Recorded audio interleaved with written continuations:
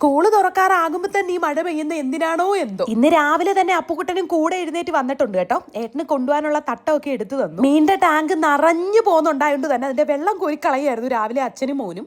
കൈ സോപ്പിട്ട് കഴുകണേ അപ്പു. രാവിലെ തന്നെ ഞങ്ങളുടെ കൂട്ടത്തിൽ ഉറക്കം എഴുന്നേറ്റ് വന്നു കേട്ടോ. പൂച്ചക്കുഞ്ഞും അമ്മയും എല്ലാവരുടെ. പിന്നെ അവർക്കുള്ള ആഹാരമൊക്കെ വെച്ചു കൊടുത്തു. അപ്പുക്കുട്ടനെ ഞാൻ അകത്ത് കയറ്റി, ഇല്ലെങ്കിൽ അവൻ ആ വെള്ളത്തിൽ കുളിച്ച് പറയും. ഏട്ടനാണെങ്കിൽ ഉച്ചയ്ക്ക് ഫ്രൂട്ട്സ് ആട്ടോ കൊണ്ടുവന്നത്, അതുകൊണ്ട് തന്നെ എനിക്ക് നല്ല എളുപ്പമാണ്.